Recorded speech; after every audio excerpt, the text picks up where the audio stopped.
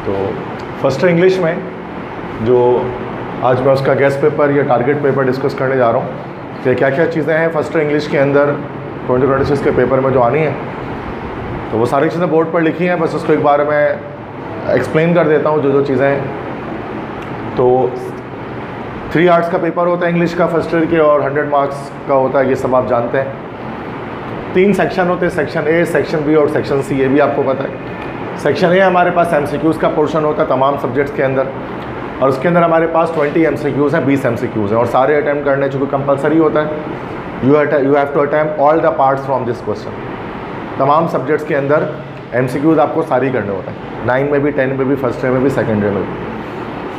अच्छा, एमसीक्यूज़ में क्या है, 20 एमसीक्यूज़ को किस तरह से ब्रेक डाउन किया गया, ब्रेक डाउन भी मैं बता देता हूँ। 5 एमसीक्यूज़ आपके प्रोज से आ रहे हैं। प्रोज से क्या मुराद होता है? प्रोज से मुराद होते हैं बेटा आपके चैप्टर्स,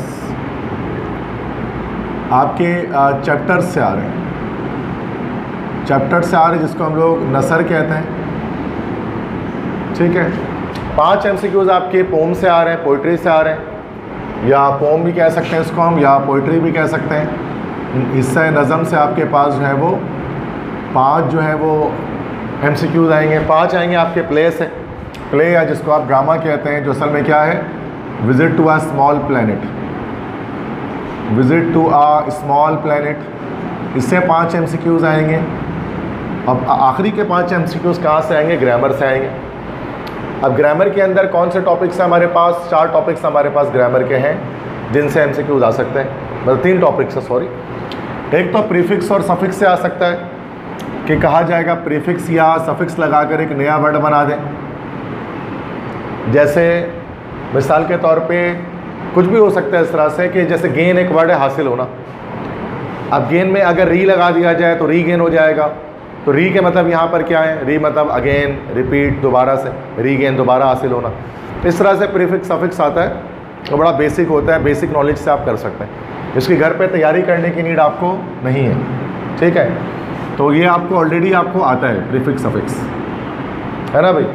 तो बेसिक इंग्लिश जिसको आती है वो प्रीफिक्स सफिक्स कर सकते हैं, इसमें कोई याद करने की चीज़ नहीं होती। 9-10 में याद नहीं करते थे हम इसको, डू एज डायरेक्टेड में आता था ना आखिरी सवाल, ऐड प्रीफिक्स, ऐड सफिक्स, खुद ही करते थे।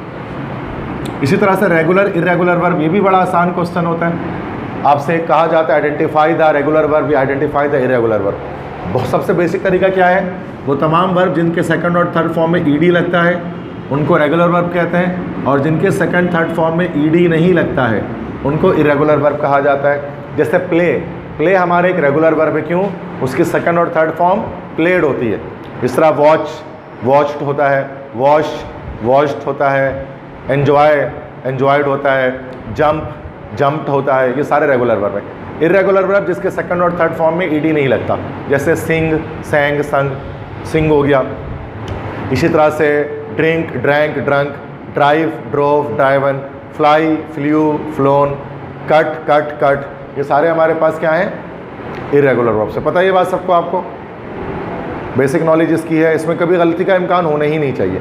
इसको हम कहते हैं कि ये हमारे पास जो है ना जैकपॉट क्वेश्चन है, जो हर एक बच्चा बेसिक नॉलेज से बिना पढ़े इंग्लिश की एक भी क्लास लिए बिना जिसका जवाब दे सकता है। वो ये रेगुलर इरेगुलर वर्ब है। बात समझ में आ गई?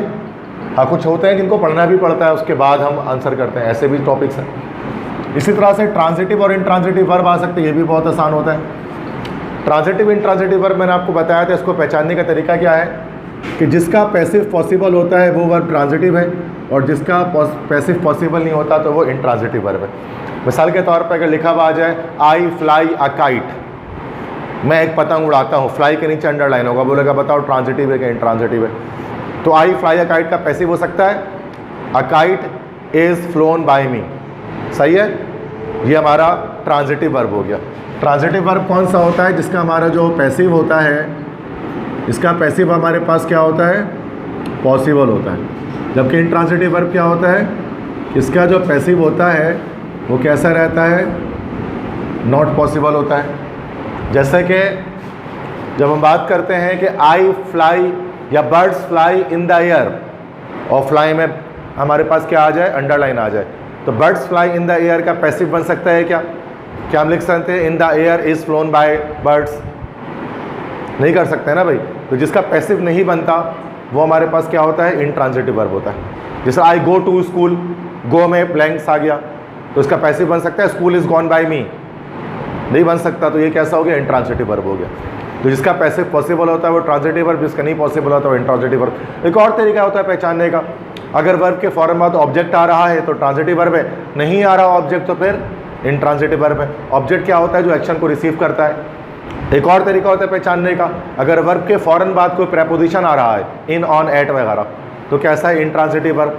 और अगर प्रेपोजिशन नहीं आ रहा है तो फिर ट्रांजिटिव वर्ब। बात समझ में आ रही है, नहीं समझ में आई बात, क्लियर है? तो ये बड़ा आसान होता है, मॉडल पेपर में भी आपको मिलेगा ट्रांजिटिव इंट्रांजिटिव वर्ब को कैसे पहचाना जाता है। तो मसला, तो ये हमारे पास सेक्शन ए हमारे पास हो जाते हैं, इसके एमसीक्यू सारे। अब आते हैं सेक्शन बी में, जो हमारे पास शॉर्ट क्वेश्चन आंसर है। अब सेक्शन बी हमारे पास 40 मार्क्स का होता है, 40 नंबर का हमारे पास है। ये शॉर्ट क्वेश्चन आंसर है, 40 मार्क्स का है। इसमें 10 क्वेश्चन टोटल अटैम्प्ट करने हैं, हर क्वेश्चन 4 मार्क्स का है। तो ये हमारे पास जो है 4 10 हमारे पास कितने हो जाते हैं, 40 मार्क्स हो जाते हैं, ठीक है। अब इसमें हमारे पास 2 सब सेक्शन बनते हैं। पहले पुराने पैटर्न में 4 सब सेक्शन बनते थे, न्यू पैटर्न में हमारे पास जो है वो 2 सब सेक्शन बनते हैं। एक सब सेक्शन B1 होता है और एक सब सेक्शन B2 होता है। तो ये हमारे पास क्या है, ये हमारे पास सब सेक्शंस हैं, ठीक है। This is actually sub section B1 और दूसरा क्या है हमारे पास, सब सेक्शन B2, ठीक है। सब सेक्शन B1 में हमारे पास क्या है, क्वेश्चन आंसर होता है। अच्छा, ये क्वेश्चन आंसर क्या होता है भाई, ये याद करने वाले होते हैं, ठीक है। तो इनको याद करने वाले, याद करना है तो याद करने वाले होते हैं ये, ठीक है। क्योंकि क्वेश्चन आंसर याद ही करना होगा, इसको खुद से भी लिख सकते हैं बट मेजॉरिटी याद ही करती है। अब क्वेश्चन आंसर में क्या है, 6 क्वेश्चन अटैम्प्ट करना है, ठीक है। और दिए हुआ कितना होगा आपको, आउट ऑफ 10 क्वेश्चन आपको दिए जाएंगे, 10 में से आपको 6 अटैम्प्ट करना है। अब 4 प्रोज से होंगे, 3 पोम से और 3 प्ले से होंगे, ठीक है। अब कोई भी आप क्या कर सकते हैं, वो पुराना पैटर्न चेंज हो चुका है, अब नया पैटर्न आ गया, जैसे कि आप जानते हैं कोई भी 6 क्वेश्चन अटैम्प्ट कर सकते हैं। तो मैंने आपको ये सजेस्ट किया था कि आप क्या करें कि प्रोज और प्ले से 3-3 क्वेश्चन अटैम्प्ट करेंगे अगर, तो क्या होगा, 6 क्वेश्चन आपका अटैम्प्ट हो जाएगा, ठीक है। अगर आप प्रोज को या चैप्टर्स को अगर ओवरऑल अगर आप स्किप कर देते हैं तो भी मैंने आपको बताया था आपका हो जाएगा। चैप्टर्स अगर आप क्वेश्चन आंसर के लिए छोड़ देते हैं, लेकिन वही चैप्टर आपको लाजमी एमसीक्यूज में करना पड़ेगा, और उसी चैप्टर का लाजमी आपका जो है वो सीन कॉम्प्रिहेंशन होगा। तो यहाँ पर और यहाँ पर तो चैप्टर का नौकी कॉन्सेप्ट आपके पास होने चाहिए, यहाँ से आप हटा सकते हैं क्वेश्चन आंसर से। तो समझिएगा, ऐसा नहीं कि बिल्कुल ही उसको इग्नोर कर देना है चैप्टर्स को। एमसीक्यूज़ के लिए और कॉम्प्रिहेंशन के लिए वो चैप्टर जहन में होने चाहिए आपके। समझ गए बात क्या बता रहा हूँ, ठीक है। ऐसा नहीं कि सर ने बोला तो छोड़ दो, तो देखा ही नहीं उसकी तरफ, फिर यहाँ से आपका 5 नंबर और वहाँ से 10-15 नंबर का नुकसान आपका हो सकता है, ठीक है। तो ऐसा नहीं कि सिर्फ इसको छोड़ दिया तो काम बन जाएगा। इसके बाद सब सेक्शन B2 हमारे पास है, ग्रामर पोर्शन है बेटा। अब ग्रामर जो हमारे पास है, इसमें हमें क्या करना है, 4 क्वेश्चन अटैम्प्ट करना है। We have to attempt 4 question out of 5 questions आपको दिए जाएंगे बेटा। 5 में से 4 questions you have to attempt, आपको 4 क्वेश्चन अटैम्प्ट करना है। अब इसके किस तरह से, अच्छा इसमें कौन कौन से क्वेश्चन है, 5 पाँचों में बता देता हूँ। पहला हमारे पास है proof read the given sentence. एक सेंटेंस लिखा होगा, उसमें गलतियाँ ढूंढनी है। और मैंने आप तमाम बच्चों को बताया कि डोंट अटैम्प्ट, इस क्वेश्चन को आप अटैम्प्ट ना करें, इसके बजाय बाकी के 4 क्वेश्चन आप अटैम्प्ट कर लें, आपके लिए आसानी होगी, आसानी का मामला होगा, ठीक है, अगर इसको अटैम्प्ट ना करें तो ये मुश्किल हो सकता है, इसमें आप गलती कर सकते हैं proof read the given sentence में। इसके बजाय आप अगले 4 क्वेश्चन अटैम्प्ट कर लें। अब अगले 4 क्वेश्चन क्या है, क्वेश्चन 2 है fill in the blanks with given words. ये बड़ा आसान क्वेश्चन होता है। अच्छा, ये क्वेश्चन क्या है बेटा, विदाउट प्रिपरेशन, बिना किसी प्रिपरेशन के हो सकता है। जैसे 9th और 10th में भी आता था या मैट्रिक में आता था कि एक बॉक्स होता था, बॉक्स के अंदर 4 वर्ड्स चले हुए होते थे और नीचे एक सेंटेंस होता था, ब्लैंक्स उसमें होते थे 4। तो क्या होना था कि वो बॉक्स से वर्ड्स को निकाल कर लिखना होता था। याद आ रहा है आपको मैट्रिक क्लास की इंग्लिश में, ठीक है, किया था ऐसा सवाल बोर्ड एग्जाम में आपने। सेम वही क्वेश्चन यहाँ पर दोबारा से ऐड किया गया है कि गिवन वर्ड्स आपको दिए जाएंगे, ऐसे करके बॉक्स होगा, ऐसे करके बॉक्स बना होगा और बॉक्स में आपको 1 2 3 4 वर्ड्स डले हुए होंगे और आपको उन 4 वर्ड्स को क्या करना पड़ेगा, सेंटेंस में लिखना पड़ेगा। ठीक है, हो जाएगा काम ये, मीन्स कि उसको ब्लैंक्स को फिलअप करना पड़ेगा। ये बिना प्रिपरेशन के, बिना किसी तैयारी के किया जा सकता है, डायरेक्ट एग्जाम में बैठ कर कर सकते हैं इसको। जैसे ये प्रीफिक्स अफिक्स का मैं बता रहा हूँ, घर पे तैयारी करने का फ़ायदा नहीं है, चूँकि वो कोई, मान लो कि आप कितने ब्लैंक्स कर सकते हो यार, इसमें तो कोई भी सेंटेंस आ सकता है, कोई भी वर्ड आ सकता है, तो उसमें खुद ही गो बाय अपने कॉन्सेप्ट से आप इसको करेंगे। ठीक है, क्लियर है? ये बहुत आसान सवाल है, हर बच्चा करता है इसको, कोई नहीं छोड़ेगा इस बार कराची में इसको। डल से डल बच्चा ये सवाल अटेम्प्ट करेगा 4 नंबर का, क्योंकि उसको पता तैयारी करना नहीं है, इसमें डायरेक्ट उठा के लिख देना। ठीक है, लेकिन हर सवाल ऐसा नहीं होता है, कुछ सवाल हर सब्जेक्ट में ऐसे होता है जो बिना तैयारी के हो जाते हैं, लेकिन पूरा 100 में से 100 नहीं आ सकता बिना तैयारी के, ये भी आपको पता। ठीक है, 100 में से 50-60 तो बिना तैयारी के ही आ जाता है, बेसिक नॉलेज से।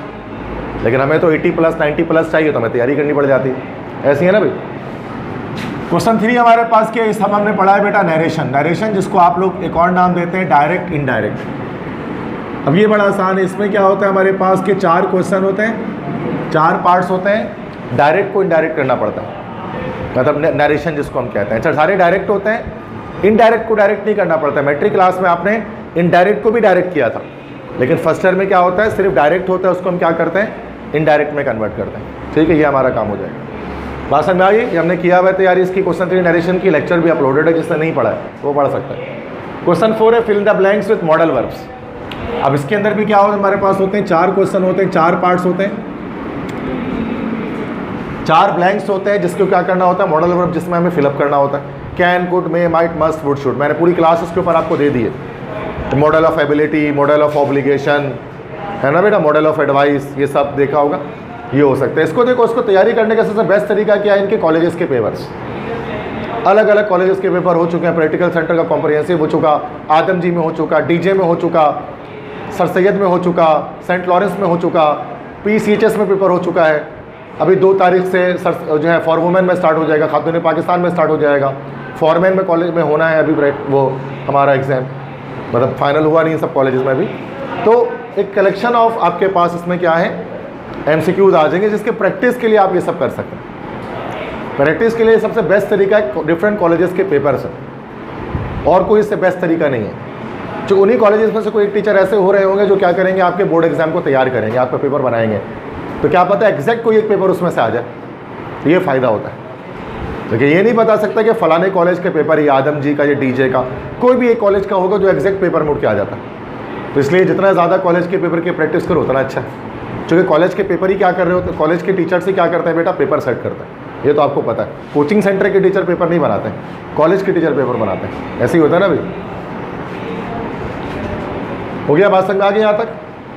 तो मसला, क्योंकि मैं मतलब प्रोफेसर्स का काम होता है क्या बनाना, पेपर बनाना। मैं एक टीचर हूँ, मैं कोई प्रोफेसर नहीं हूँ, भले मैं जैसा भी पढ़ाता हूँ, but I am my self a teacher, I am my self a teacher, I am not a professor. ठीक है, तो प्रोफेसर्स जो हैं उनके बनाए हुए पेपर्स आप क्या करें, उनके प्रैक्टिस करें। सही है। इसके बाद क्वेश्चन नंबर 5 हमारे पास है डू एज डायरेक्टेड। ठीक है, अब डू एज डायरेक्टेड में क्या है, ये आखिरी मतलब ये शुरू लाइन से 4 सवाल करेंगे, आपका सेक्शन भी अटैम्प्ट हो जाएगा। डू एज डायरेक्टेड में क्या है, हमारे पास 1 2 3 4 टॉपिक्स अलग अलग आएंगे, ब्रैकेट में डला होगा, 4 क्वेश्चन होंगे 4 नंबर के। एक आपका होगा एक्टिव पैसिव, जो हमने पूरा डिटेल में पढ़ लिया है। एक एक्टिव पैसिव आएगा, एक्टिव को पैसिव बना देना है, या पैसिव है तो एक्टिव बना देना है। एक आपका कंडीशनल सेंटेंस आएगा, इफ वाला क्लॉज लिखा होगा, और आपको जो है वो रिजल्ट वाला क्लॉज आपको लिखना पड़ेगा। जैसे if you work hard comma, उसके बाद ब्लैंक्स होगा, तो यू विल सक्सीड आपको खुद से लिखना पड़ेगा। हो जाएगा काम ये। अच्छा, टाइप 0, टाइप 1, टाइप 2, टाइप 3, किसी भी तरह के कंडीशनल सेंटेंस हमारे पास जो है वो हो सकता है। टाइप 1 2 3 0 4 टाइप्स मैंने आपको कराए। इसके बाद तीसरा एक क्वेश्चन ये आता है, ये भी बच्चे बड़े कंफ्यूज है सवाल में, कैसे insert suitable adverb at suitable place. ये तो बहुत ही आसान क्वेश्चन है। मिसाल के तौर पे जैसे कि एक सेंटेंस ऐसे लिखा होगा कि शी गोज़ टू कॉलेज, ऐसे लिखा होगा शी गोज़ टू कॉलेज, उसके ब्रैकेट में लिखा होगा insert sometimes at suitable place, ऐसे ब्रैकेट में ये लिखा होगा। She she goes to college, वो कॉलेज जाती है, आगे ब्रैकेट में लिखा होगा समटाइम्स को किसी सूटेबल प्लेस पर लगा दें, या ऑलवेज या ऑफन, कुछ भी हो सकता है। मतलब ये एडवर्ब ऑफ फ्रीक्वेंसी जिसको हम कहते हैं, या एडवर्ब ऑफ नंबर भी जिसको कहा जाता है, उसको कहा जा रहा है सूटेबल प्लेस पर लगा दें। अक्सर औकात, मैं आपको शॉर्टकट बता देता हूँ, अक्सर औकात जो एडवर्ब्स होते हैं ना बेटा, कहाँ लगते हैं? सब्जेक्ट के फ़ौरन बाद इस पॉइंट पर। She sometimes goes to college, या फिर कहाँ लगते हैं? एंड में लग रहे होते हैं। ये दो पोजीशंस होती हैं एडवर्ब को लगाने की, जैसे she goes to college daily या she daily goes to college. तो या तो आप सब्जेक्ट के बाद लगा दो मोस्ट ऑफ द टाइम्स, या फिर at the end of sentence भी इस समटाइम्स को लगाया जा सकता है। तो इससे हमारे पास क्या होता है कि ये वाला क्वेश्चन अटेम्प्ट हो जाते हैं, इंसर्ट एडवर्ब। तो परेशान नहीं होना है, मतलब इस समटाइम्स को किसी सुटेबल मकाम पर लगा देना है इस सेंटेंस के अंदर। अब वो कहाँ लगाएंगे? मोस्ट प्रोबेबली कहाँ लगेगा? आफ्टर द सब्जेक्ट, शी के बाद या ही के बाद या अली उस्मान के बाद, कुछ भी होगा। बात समझ में आगे? एंड में भी लगा सकते हैं, जैसे वो हमेशा सच बोलती है, इसको ऐसे भी बोल सकते हैं शी ऑलवेज स्पीक्स ट्रुथ या शी स्पीक्स ट्रुथ ऑलवेज, दोनों सही है। या तो सब्जेक्ट के बाद लगा दो ऑलवेज को, या at the end of sentence लगा दो। बात समझ में आ गई?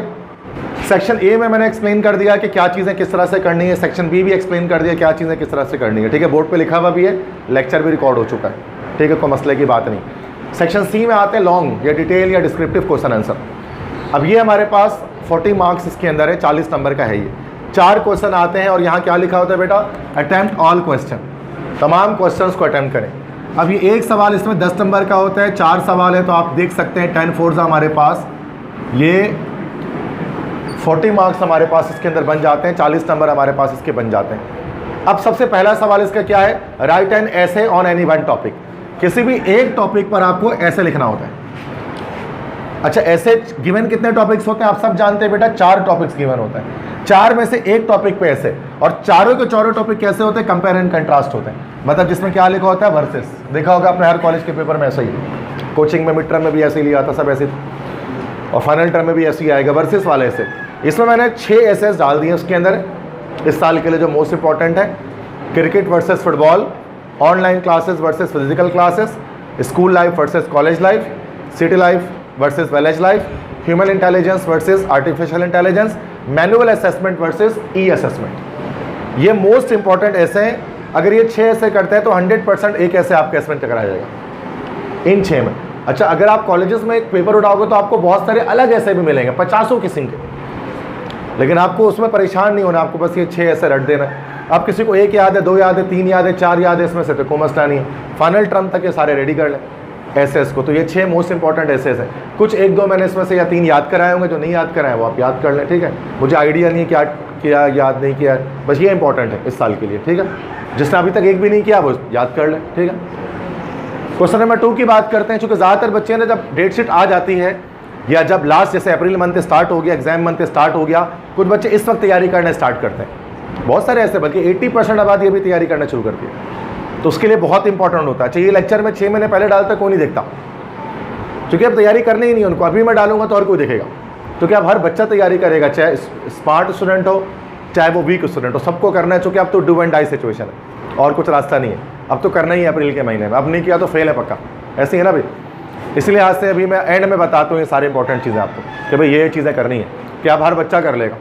क्योंकि एग्जाम सर पे आ जाता है तो एक अलग टेंशन होती है कि ये करना ही करना है। इसके बाद question 2, right a report on given topic. मैंने आपको बताया था कि भाई आपको रिपोर्ट राइटिंग करनी है, आपको नैरेटिव अकाउंट नहीं करना है। तो रिपोर्ट राइटिंग का सवाल अटेम्प्ट करेंगे।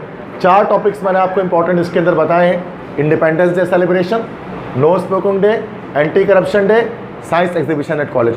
हो सकता है बेटा, अच्छा इसमें अगर टॉपिक आपका आउट आ जाए तो आप सवाल ही नहीं पैदा होता कि आप उसको अटेम्प्ट कर लें, इसलिए इसमें मैंने ज़्यादा आपको डाला 6 टॉपिक, यहाँ सिर्फ 4 टॉपिक डाला है। रीज़न क्या है? अगर ये आउट आ भी जाता है रिपोर्ट राइटिंग, तो मैंने आपको बताया था कि उसको हम लोग जो है वो पैटर्न की मदद से कर सकते हैं, जैसे ईमेल में किया जाता है। तो मैंने आपको ईमेल की तरह का पूरा एक पैटर्न करा दिया था किसका, रिपोर्ट राइटिंग का। उसका लेक्चर भी अपलोडेड है, आप अलग से भी कर सकते हैं। कोई नया आ गया, इन 4 को याद कर ले, या इनके अलावा कोई याद है तो खुद से लिख लें। पैटर्न आपको पता है, 10 नंबर में से 8 तो मिल ही जाएंगे, जैसा भी लिख दोगे। भले 10 में से 10 ना मिले, 8 भी मिल जाएंगे तो बहुत है। अगर नया आता है तो 0 पे नहीं रहोगे, कहने का मकसद ये। बात समझ में आ गई? ऐसा नहीं कि छोड़ देंगे, कुछ ना कुछ लिख लेंगे, पैटर्न मैंने आपको बता दिया। इसके बाद ये 20 नंबर बन गए।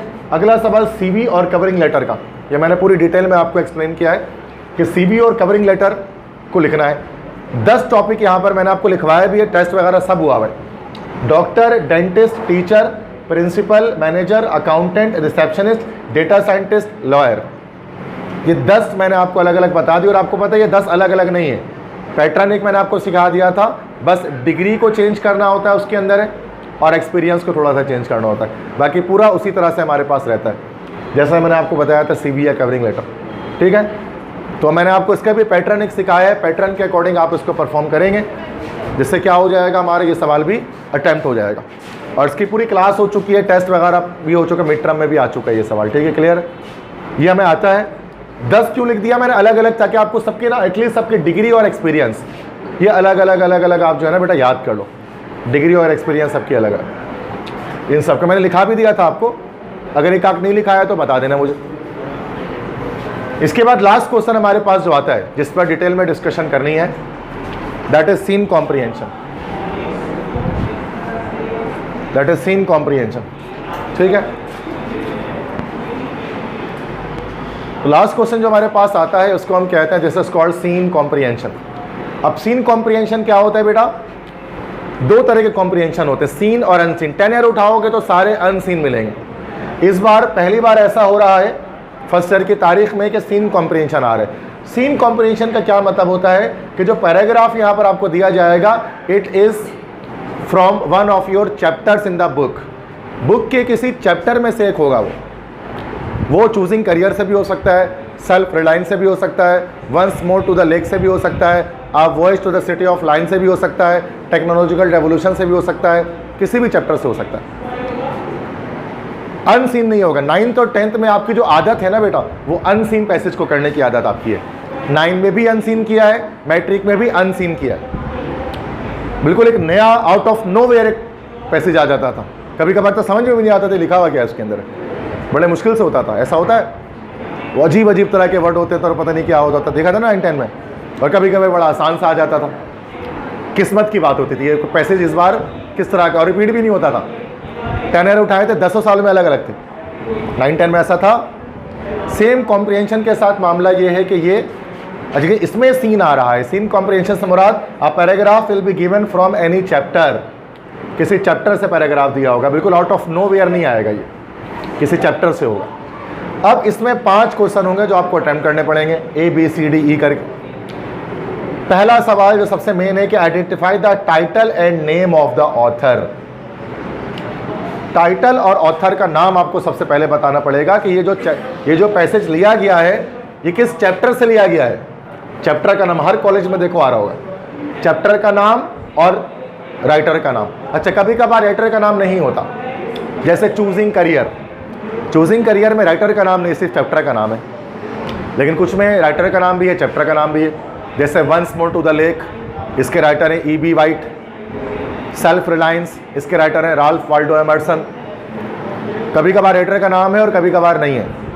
इस तरह voice to the city of line, इसके राइटर हैं Altaf Shaikh. Pulse of wisdom, इसके राइटर हैं शेख सादी। पढ़ा है ना हमने। कुछ के नहीं भी राइटर हैं, जैसे कायद ऑन 11 अगस्त 1947 जो हमने पढ़ा था, वो तो कायद की स्पीच है, उसका राइटर कोई नहीं है। उसके स्पीकर है कायद में, राइटर तो नहीं होगा ना उसका कोई, वो तो स्पीच है, एक तकरीर है जो कायद ने की है।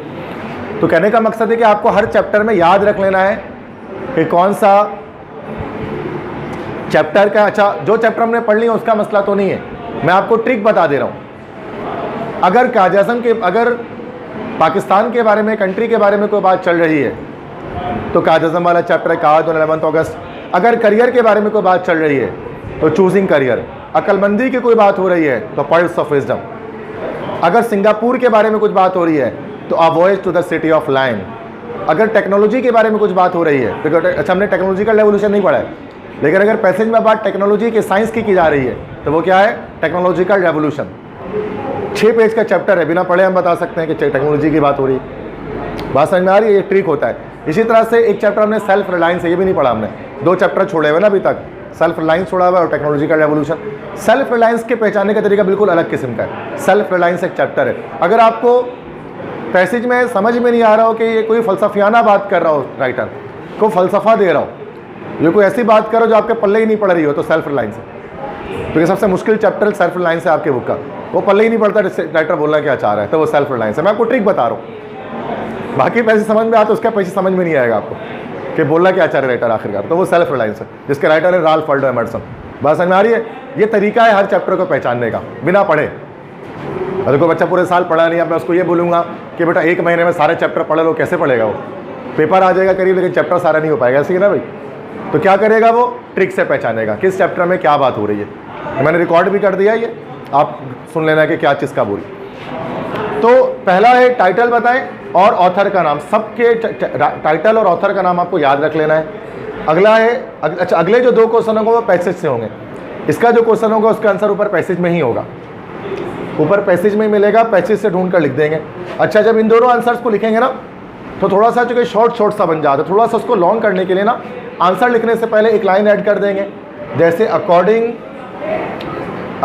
To the given passage, according to the given passage the answer to this question is that, उसके बाद आंसर लिख देना। According to the given passage the answer to this question is that, उसके बाद थोड़ा सा बड़ा भी हो जाएगा और दूसरों से अलग भी हो जाएगा, ऐसे नहीं लगेगा कि आपने बिल्कुल छाप के लिख दिया ऊपर से। तो ये ऐड कर लेना इन दोनों सवाल में जो पैसेज का से क्वेश्चन आ रहा होगा, फिर वो निशान लगा देना, फिर उसको लिख देना। ठीक है, क्लियर है? 9-10 में डायरेक्ट निशान लगाए कर देते थे, इसमें थोड़ा सा एक लाइन ऐड कर दो ताकि थोड़ा सा फर्स्ट ईयर क्लास से थोड़ा चेंज हो जाए। डी उसके बाद है identify the verb as regular irregular. ये बड़ा आसान है, जो चीज़ आप यहाँ पर करेंगे रेगुलर इरेगुलर वर्ब के लिए वो यहाँ पर हो जाएगा।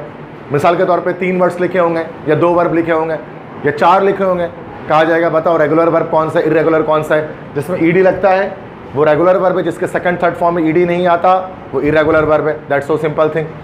लास्ट चीज़ कि ये सब, अच्छा सबसे मुश्किल जो पूरे सवाल है कंप्लीट 100 नंबर के पेपर में, जो सबसे ज़्यादा टिपिकल जो चीज़ हमारे पास है वो क्या है? Identify the word class of given words. Given words के वर्ड क्लास को लिखना। वर्ड क्लास से मुराद क्या होता है बेटा? वर्ड क्लास से मुराद हमारे पास होता है पार्ट्स ऑफ स्पीच। 4 वर्ड्स आपको दिए जाएंगे अलग अलग किस्म के पैसेज से निकाल के, आपको क्या करना है? उसके पार्ट्स ऑफ स्पीच को बताना है, वर्ड क्लास को बताना है कि वो क्या होगा क्या नहीं होगा। ठीक है, वो नाउन है, प्रोनाउन है, एडजेक्टिव है, वर्ब है, एडवर्ब है, प्रेपोजिशन है। देखा होगा ना 9-10 में भी आता था कि identify the parts of speech of the given word. तो अब ये पहचानने का इसका खास तरीका होता है, जिसके लिए अलग से कल चूँकि हमारे पास लास्ट क्लास है, कल एक आखिरी क्लास हमारे पास होगी, तो एक मैं वर्ड क्लास पे कल ये क्लास कर लूँगा, तो कल आखिरी क्लास करके पूरे कंप्लीट मैंने पढ़ा दिया, बस ये रह गया, ये पढ़ा दूंगा तो कोर्स एंड हो जाएगा कल इंग्लिश का हमारा। सही बात समझ में आ गई? ज़्यादा बड़ी बात नहीं, आधे घंटे की बात है, लेकिन अभी नहीं करूँगा, चूँकि चैप्टर रहता है तब वो भी कराना है। बात समझ में आ गई?